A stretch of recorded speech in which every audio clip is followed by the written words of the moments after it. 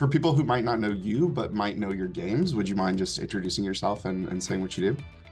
Hi, my name is Cole Wehrle. I'm the creative director at Leader Games, which is a little game studio based in St. Paul, Minnesota, and I'm the co-founder of Wehrlegig Games, which is a historical game studio that is based both in St. Paul and in Bloomington. Tell me about your your journey going through tabletop, because I know you used to be in academia, but how'd you get started designing for tabletop? Well, when I was a graduate student, I started getting interested in using games in the classroom. And I've been playing games for a long time, but I was curious at how they could be used to teach.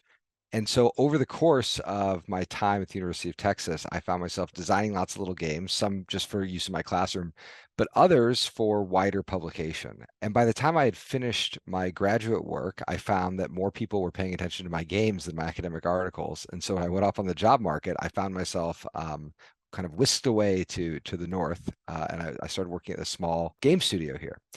And I've been playing games my entire life. I've been interested in games for a long time, but there was something about game design. It was this intersection of performance art and also, building models, little mathematical models, and then also, just narrative that really compelled me. And so we got together, we worked on a bunch of games together. The biggest one that I've worked on is a game called Root, which is an asymmetric strategy game. And that has really propelled Leader Games. We now have a pretty large staff. We're doing really well. And we've just been using that, the success of Root to get into bigger and bigger narrative projects. What would you say were some of those skills that you brought over from academia that helped with wrapping your head around, all the complexities of designing games? Well, the most important one is probably just the ability to focus on a long project for a long amount of time, a big project for a long amount of time. So most of the time, and I think this is always a key thing I always have to underline about games, the sort of games I work on take about 18 months to 2 years to execute. The really big ones can take 3 years. That doesn't include all the time you spend before getting started where you're just doing research. In a lot of ways, they're like writing a book. What separates them is that once you start writing the book, you have to start performing it and testing it and workshopping it. So it's somewhere between a book and an album, right? Because there's an element where you need to be doing a lot of like live testing.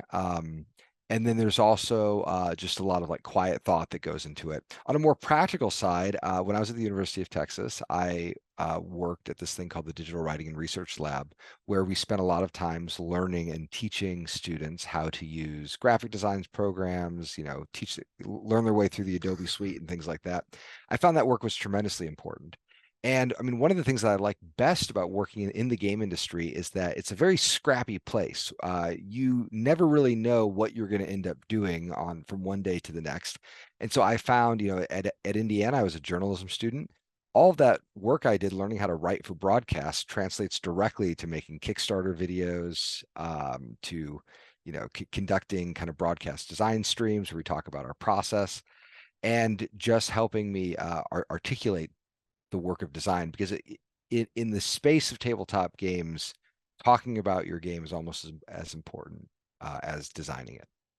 Knowing your games like Root and Oath and John Company, what would you say are some of the through lines or the themes in the games that you create? I'm really interested in interactive games that let the players decide the shape of the story. So I like to think about games as grammars, as basically what I'm trying to do when I sit players down to a game I've worked on is provide them with some really good nouns and some really good verbs. And then they get to assemble the stories out of those things. So they're almost like improv exercises in some way. And the games I've worked on have all been kind of political or historical in nature, but they are unified by a sense of storytelling that is primarily player driven. Now, that's all to talk about the narrative side. In terms of the gameplay, the games that I work on tend to have a lot of risk. They're about risk management and understanding how risk changes the way players make decisions. They also spend a lot of time thinking about emergent partnerships and alliances. I love the moments when you find yourself with an uncomfortable bedfellow and you have to figure out how you and this person you don't really like are going to accomplish some kind of shared goal. So these aren't games that you really get to play alone or puzzles that you can kind of solve by yourself. I like games that are fundamentally social experiences, and that is certainly something that connects all of my own work. Speaking of which, your games are also very mechanically deep, very complex. How do you go about balancing that with keeping it approachable, or is that even something that you're like concerned with? Like, I don't know. How do you strike that balance? I have a reputation potentially, I guess, for games that tend to be a little rulesy. Um, but I try to be very conscious of the amount of rules that I'm presenting players with. So when we set out on a big project, so at Leader, working as the creative director, part of my job is to assign studio resources and to think about project budgets. And we can think about a product budget in a lot of ways. I can think about the amount of art pieces a game might require, or the amount of development resources that we want to assign to a title. Another way of thinking about budget is to think about the complexity budget. So every game has a weight that it has. It has an ask that it's telling, hey players, it's going to take an hour to learn how to play this game, or it's going to take 5 minutes to learn how to play this game.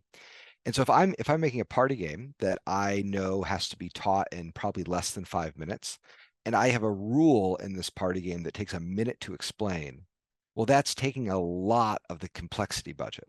So as we go through games pretty early on in the process of development, we sort of figure out like, what is this game's weight class? And then as we're evaluating every rule, we'll always ask ourselves the question, like, is this rule worth the trouble?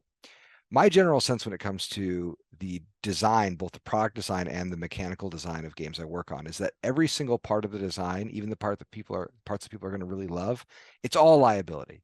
It is all making the game harder to teach, harder to set up, harder to play. And for that reason, I'm constantly trying to simplify the games. I want them as fast to set up and tear down as possible. I want them as easy to teach as possible because I need the rules to get out of the way so that the players can just kind of exist within the world. One of my friends last week was teaching us how to play Root, and he's sort of going through of like, well, how do you play? Well, pick a character, and then we'll go through and then sort of. But I noticed with that game at least, it's essentially like you've got four different games competing against each other, four different rule sets. Is there a mechanic in one of your games that you are exceptionally proud of that you're just kind of like, does it get lost with all the other stuff that you're kind of hoping that people would take notice of more, or that you want to maybe bring back in a future project? Is there a mechanic that you especially like? So Root has been kind of an unlikely success story because it's quite a mean game. And currently in the tabletop space, mean games are not terribly fashionable. And so we wanted to make a bet with about aggressive games when we were working on Root. And the bet looked something like this. If you look at the kinds of video games that people play or the kinds of movies they might watch, meanness, violence, conflict is at the center of all those things. And so we think that it's a really important narrative element, and we want a game that can explore it. But we had to find the right thematic footing to let players explore it in a safe environment. Now, that can sound like a bit of a contradiction, but what we were trying to do is say, like, okay, if we want players to be comfortable in a high conflict environment, how can we dress it up? And our staff artist, Kyle Farron, had the brilliant insight to say, like, well, if we give it the appearance of a YA novel or a Saturday morning cartoon and this kind of animal aesthetic, it will ground the game. It'll let players feel comfortable in a high conflict environment. Now, I tried to reflect that cleverness mechanically too. And so I ran into this interesting problem where I thought, okay, well, one person is going to have to throw the dice first. Someone is going to be mean at the start of a game of Root, and I want them to not feel bad about the mean decision they're making, because what they're doing is they're establishing the feeling of the game. One thing that happens sometimes in high conflict games is that the conflict doesn't start until the third act. And in those games, players tend to get a little upset when the conflict does start because they felt like, look, I sat down to play a friendly game about trading, and then at the very end of the game, you started marching all over my part of the land. So to get around this, the principal aggressor in the in Root is a programming game, and what that means is a game where you sort of set a particular plan, and then every turn you have to execute that plan and then add to it. And because this player is the aggressor, and because they're not deciding who to attack, they're simply executing a plan that's been previously set, it gives them a bit of plausible deniability. And so what it does is they say, like, look, I didn't mean to attack you, Peyton, but I promised my constituents that I would, and so I'm going to do that. and I'm sorry about that. And next turn, like, well, maybe I'm attacking you even more. But look, it's just I'm just doing what the plan told me. And that deniability allows the players to start play acting very early in the process and sort of kicks off the entire story of the game. And I think it's a very subtle thing that can get kind of easily passed over, but it's one of the ways in which a game mechanism can help establish the mood in ways beyond just the art. Love what you said about, mean games, and I got to watch your GDC talk about that too.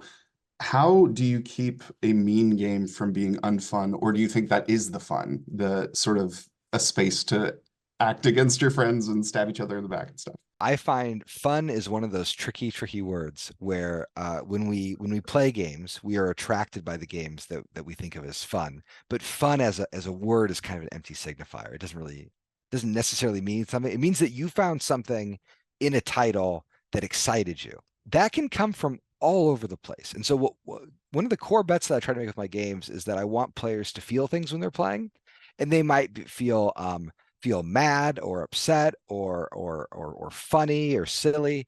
I want the whole spectrum of emotional response when players are playing it, and I find that when they move through all these feelings, that's going to create an aggregate be fun.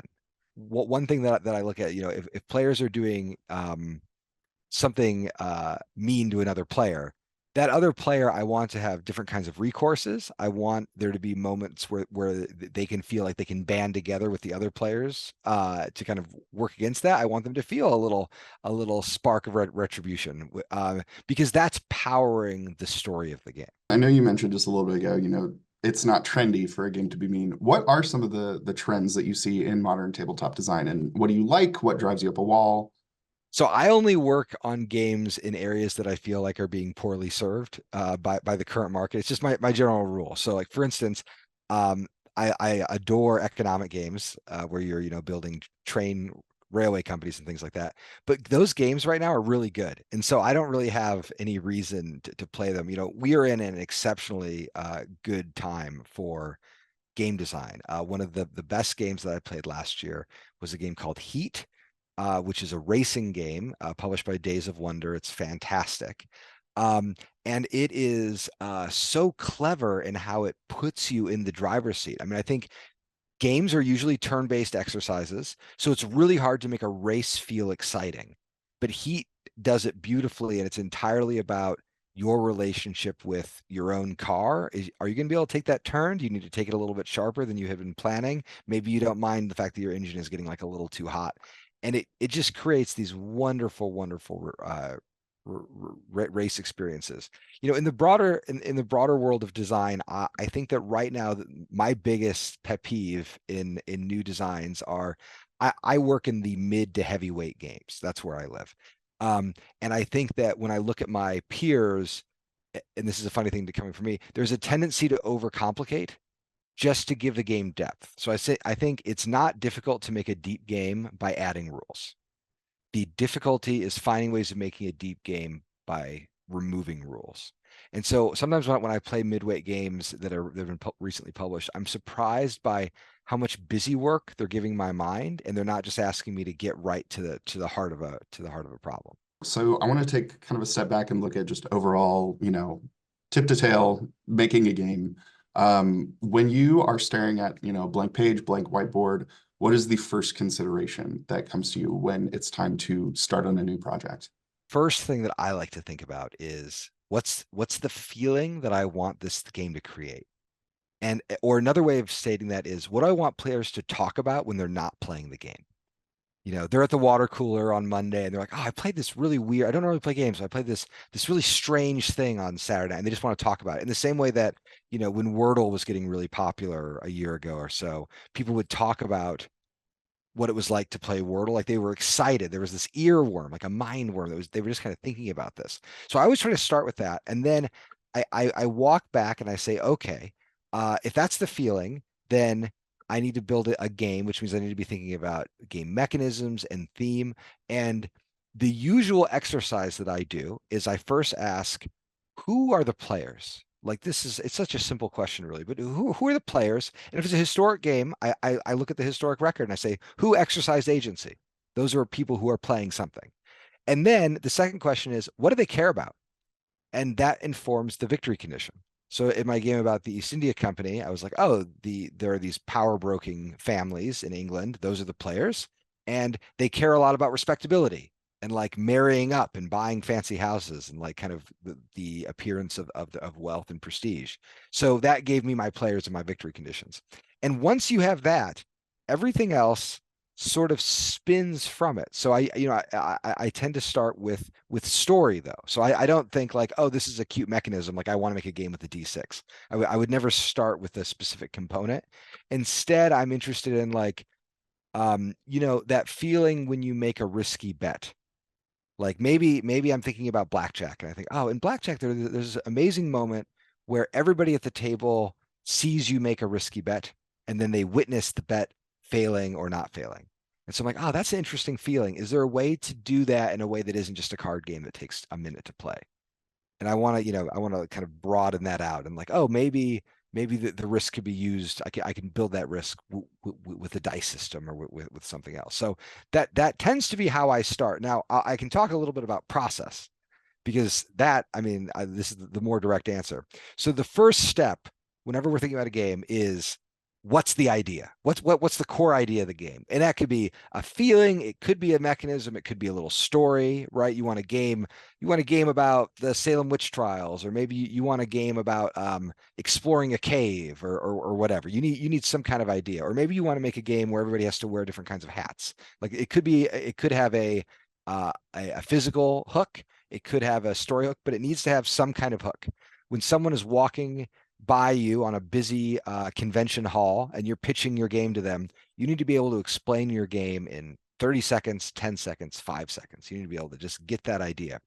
Now, once you've got that, the next step is you have to build a proof of concept. What is the smallest version of your game that could possibly exist?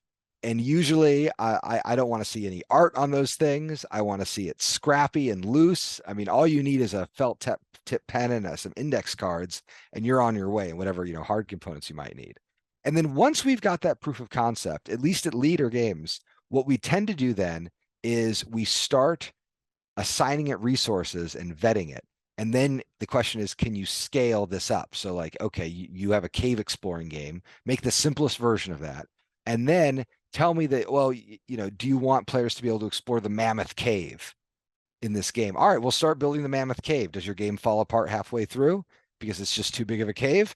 And then once we like know that the game can be done, that's when we actually start giving it art and components and finding factories to produce it and all those things.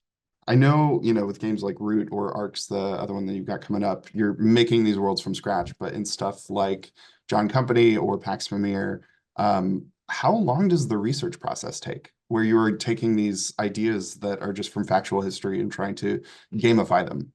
So John Company was the longest I've ever worked on the research of that game. That research took over 10 years of reading just in a kind of background way, where as I'd be doing research for other projects, I would find things that were appropriate for the game and I would kind of add them to my notes. Usually when I'm working on a historic game, if I'm doing it a little bit more directed, I generally say that the research takes as long as everything else. So I'll use the Pamir as an example. Pamir took basically 2 years to design. The first edition took about a year, and then the second edition took about a year. And the research period was about a year and a half. So before the design even began, I was reading and taking notes and just kind of slowly chipping away. Now, this isn't the kind of thing that you can just show up at a library and just sit and read for 8 hours a day for a few weeks. What ends up happening is you just kind of slowly accrue notes and think through things, and it's always kind of like lurking in the back of your mind. But it's a considerable part of the history games. I think I'm working on a game right now about Reconstruction, and I am 2 years into my research. I'm 2 years plus into my research process, and I don't even know when the insight is, and I haven't even begun properly designing. Now, I like that part of the process, but I can understand why a lot of people don't want to work in historic games because it does take a lot of legwork right up the front. Now, do you hear from people who are, the history buffs, the people who are like ready to be surprised when you put out a game, like Pamir or Molly House, who come to you and say like, man, not only was it great to, play a game that I found satisfying, but it was great to learn about something I might not have considered before. one of my favorite parts of my job is how often people send me book recommendations, or they send me pictures of them reading books that I have suggested, because I look at the history games as really being the first step in a wider inquiry of learning about how a subject. So all the history games have bibliographies and kind of reading guides at the end of them that just sort of walk the new players through some of the texts that inform the game. And I'm so happy that when I see people buying books that I've suggested, and it's not because they took my suggestion, it's because they read they played the game, and it is inspiring them to understand a period more deeply. And I think about games as being exceptionally powerful tools for education, but they cannot act alone. And this is always a really key thing I always tell educators who are thinking about using games in classrooms, is to remember that the game is just one leg of the stool, and you really need excellent primary and secondary sources to kind of sit along it. And I'll say that's true for even the fantasy games I work on. You know, we're completing this massive science fiction game right now called Arcs. When I was working on it, I made a very large list of all of the science fiction that I had been reading and some of the like theory of science fiction, just so people who wanted to follow along with the story, with the development of the game's storytelling strategy, could see some of the books that were informing it. And because I think that just because I happen to be working on a fantasy game doesn't mean I'm not doing research for it. It's just a different kind of research. So you still decided to give yourself homework when you Yeah, of course. Okay, great. You start with the smallest sort of yeah, the smallest prototype of the game, work through it, try and scale it up. What other steps are there from like then to getting it in a box? And I know there's Sure. some other steps now too with like backer kit, Kickstarter, that kind of stuff. So the actual development of the game, to kind of zoom in on it, it works like any other design process, which is to say it is built around this thing called the iterative loop. And the iterative loop says that you make something, and then you test it, you react to how that test went, and then you make it again.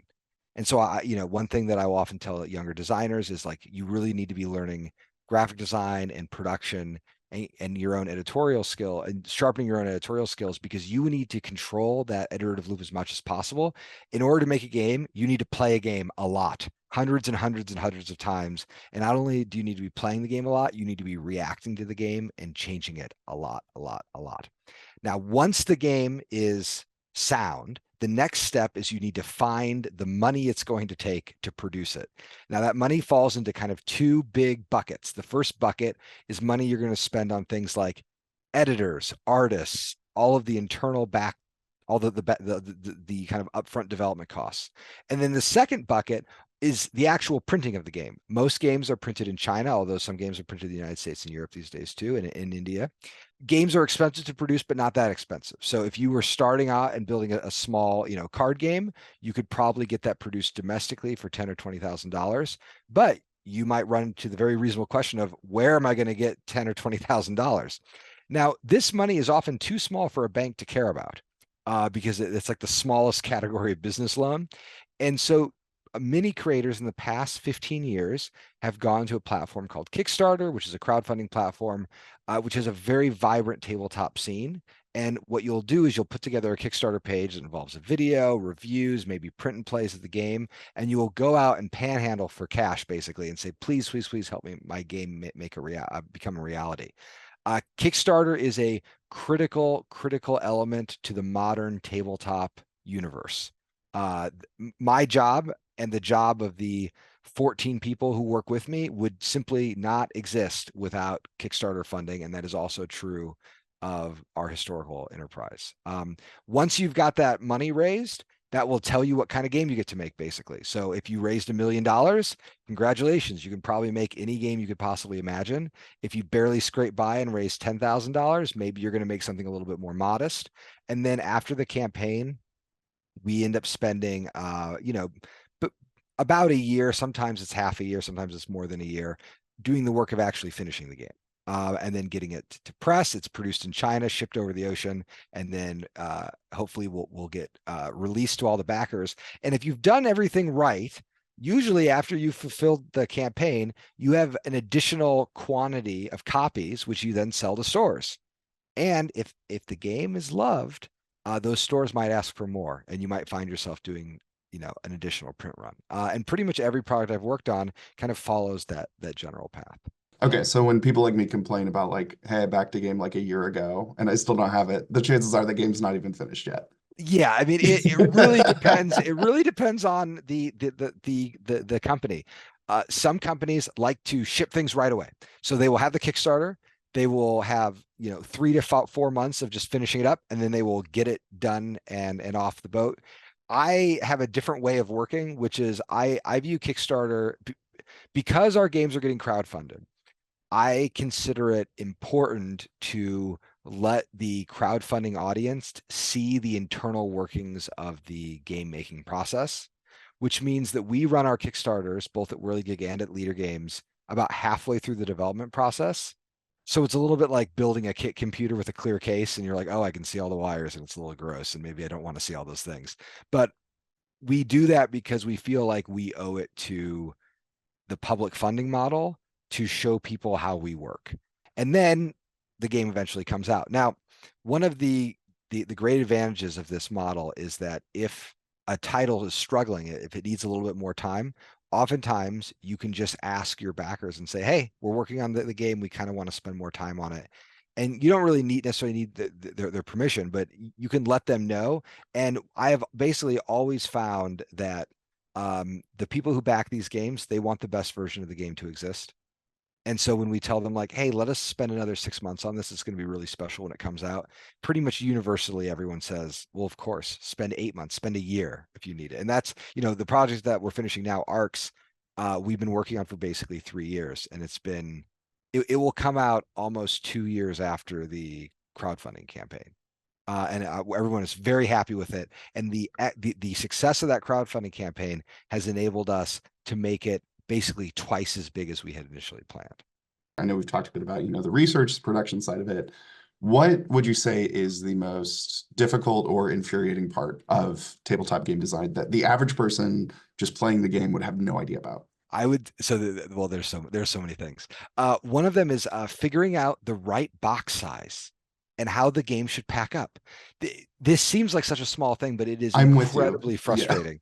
And it's frustrating because a box has to do completely different things at every stage of the process. So a factory designs a box and its organizational tray to make sure the game can be shipped to the publisher without damaging the components. And the publisher needs to design a box so that it can, stand up in a store and look nice on a shelf. And a player wants a box that is easy to like take out the components and put them back in and not take up too much space on their shelf. And oftentimes every single one of those different needs asks for a very different kind of box. So if you've ever gotten a box and you thought this box is too big or too small, know that they really were trying to figure out the right box size. And it also working on the box is also hard because it's the last thing that you do. And so it's a difficult task that comes at the very end of the creative process when you're tired. And so we always have to like have a pep talk and say like, okay, we're getting ready to finalize box sizes. Let's, I'm going to bring in donuts that day. We're going to have a nice fun day of it to kind of perk up the team because it is an incredibly difficult thing to do. The other thing is writing rules is very hard. When I was working on Root, we do these things called rules usability tests where we invite a lot of people to come play a game. We have an observer at every single table who is not allowed to talk, is only allowed to take notes, and we watch people learn the game. And when we did that with Root, we saw groups that read the rules very carefully and they did a great job learning the game. They did it basically like an A student. They followed every rule. There were other groups that flipped through the rule book. They half read the examples and then they tried to learn how to play the game from the examples. And that's fine. I have a good friend at Hasbro who once told me that the first thing he learned at Hasbro is that no one actually reads the rules to the games. They leaf through it. You get like one leaf and then they start playing. And what will happen is as there are problems, they will go back to the rules. And by the end of the first game or the second game, they may have learned the rules, but they may not have. I mean, many of us know how to play the game Monopoly, but very few of us have read the Monopoly rules. You might have been taught Monopoly by a grandparent who had been taught Monopoly when they were young. And so by the time, it becomes sort of like a piece of folk art. And so the actual writing of rules is incredibly difficult. It's something that takes a ton of time. And it's very easy to assume that because a rule book is short, it's an easy thing to write. And the opposite is the case. Before I let you go, I know you've got a couple projects coming out, so would you mind just saying a bit about Molly House and Arcs and what you've got coming down the pipeline? Sure. So our Leader Games, our massive science fiction space opera, comes out to retail this year. Hopefully it'll be out at Gen Con. People who pre-ordered it through the crowdfunding campaign will be getting it in the spring. I'm tremendously excited about it. It is a brilliant, beautiful science fiction story generator. And I think for people who like Root and want to play more games like that, you're going to find tons of stuff to explore. And then my brother and I are releasing our new game, hopefully towards the end of this year. It's called Molly House. It is a game done in collaboration with a brilliant designer from Bristol named Joe Kelly. It is about queer subcultures in early 18th century London and about really the rise of modern policing and morality policing.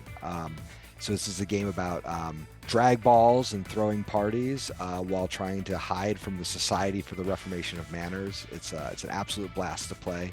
And it's always fun to do the historical games because Drew and I get to do really lavish productions of it. So if you're interested in that, both games are available for pre-order either by going to leadergames.com or wehrlegiggames.com. Excellent. Yeah, and I'll have all that stuff in the description, all that kind of stuff. But I appreciate it so much taking the time talking with me. But before I let you go, is there anything else that you wanted to add that I didn't touch on or anything like that? I don't think so. This is great. I'm sorry it took so long for us to settle into a. That's okay. It's by the time. not like it's a busy time of year at all. Yeah. No.